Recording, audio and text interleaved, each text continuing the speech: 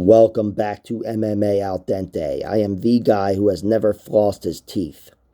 And I'm here to talk about the first fight of the evening, Daniel Marcos versus Saimon Oliveira. And if I can cut right to the chase, I'm here to justify having bet on Marcos to win by decision at plus 425. Marcos is an underdog at plus 130. Saimon Oliveira is a favorite at minus 160. It's a close fight on paper.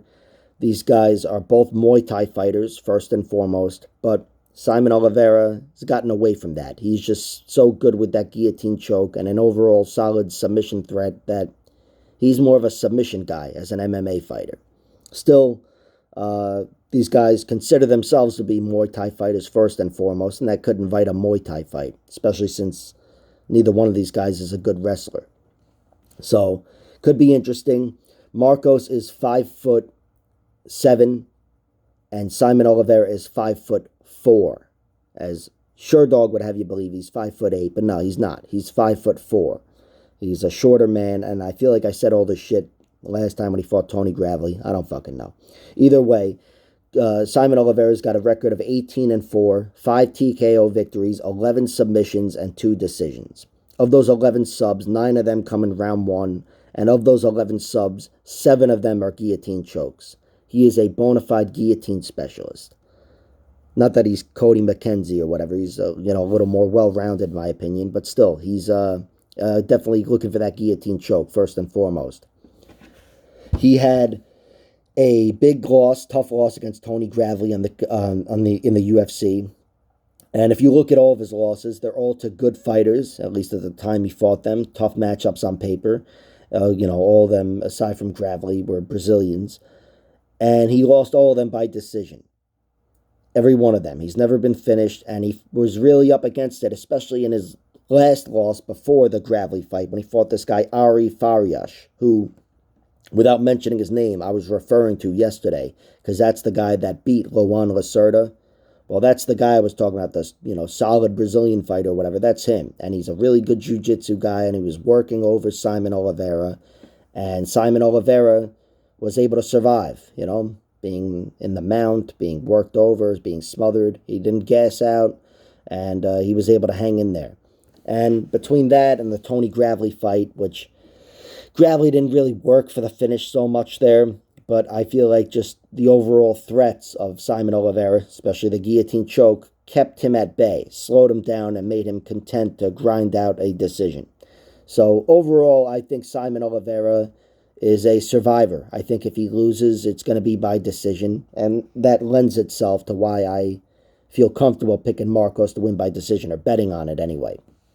I'm not so confident in the pick, but I consider it a close fight, and with the odds of him winning a decision at plus 425, I like it. If Saimon Oliveira was to win, I'm not sure how it would go. Marcos has never lost. Simon's finished the majority of his fights, and again, he's a finisher, a submission guy. And even though Marcos, he's never been finished, he is a Muay Thai guy first and foremost. So theoretically, if he's going to get finished in any way, I would think it'd be by submission. But anyway, Marcos, 13-0. He, again, is a Muay Thai fighter. We saw him on the Contender Series fight that guy Brandon Lewis and largely kicked his ass, dropped him, smashed him down low, up high. I thought he took his foot off the gas at the very last minute, which could be perceived as a bad sign, but he won the first 14 minutes, so I think he was just, kind of cruising. Either way, he's a Muay Thai guy, throws great combos, much better combos, I'd say, than Saimon Oliveira. I trust Daniel Marcos' striking, and of course, he's the longer, taller fighter. And as a Muay Thai guy, he'll mix in the dirty shit, the knees and elbows. Not that I consider it, dirty, but you know what I mean. The grimier strikes, and I love that about him. He'll finish shit up with knees and elbows combinations. And I think against a shorter fighter, Saimon Oliveira, especially if he's, stuck in a Muay Thai fight, and as a Muay Thai fighter, Daniel Marcos will get the better of the exchanges overall. That's what I think, anyway. He did have a 3-year layoff, like 4 years ago. Came back, though, and again, he got that big win on the Contender Series. Still a young guy. He's 29 years old. And I just trust Daniel Marcos overall even though I can't say I trust his wrestling. I don't, but I definitely don't trust Saimon Oliveira's wrestling. And I do think Daniel Marcos, with his overall physicality, can keep this fight standing. And on the feet, I trust him more to have an edge over Saimon Oliveira. Even though Saimon can throw down, and I've seen him fight hard on the feet for 15 minutes, largely, I trust Daniel Marcos more. And as a decision fighter, Marcos is 6-0. He's only been to a decision 6 times, won 6 of them. Saimon Oliveira has been to a decision 6 times and won 2 of them. Again, against much better competition. I'm not saying Marcos' record would look any prettier having fought these guys, especially at the time that Saimon Oliveira fought them. But the reality is Marcos is 6-0 in decisions, and I trust him to win the overall physicality wrestling battle more, defensively or offensively, which, theoretically would be defensively here. So on that, and liking what I see from him standing up, and really liking what in the 3-round fight, again, I didn't like the way he looked in the last minute against Brandon Lewis, but overall, I really liked his performance, and I didn't think he was, I thought he still won the 3rd round. He did enough there, and he was kicking ass. So I trust him here, and I'm taking him to win. I'm taking Saimon Oliveira to the guillotine not to be there for him, things not to work out for him, and Daniel Marcos pulls ahead down the stretch with his length and his Muay Thai.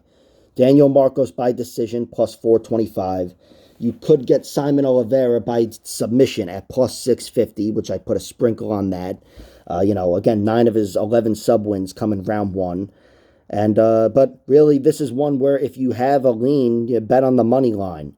And I don't have such a strong lean that I'd bet on the money line for Daniel Marcos. It's not, I don't want to ruin parlays, even though plus 130 is nice. But it's a matter of if he wins, I'm very sure it's by decision because I trust Saimon Oliveira's durability. So since I'm leaning his way, I'm taking the decision line at plus 425. We'll see what happens. Like, share, subscribe, all that horse shit, and check out my other videos.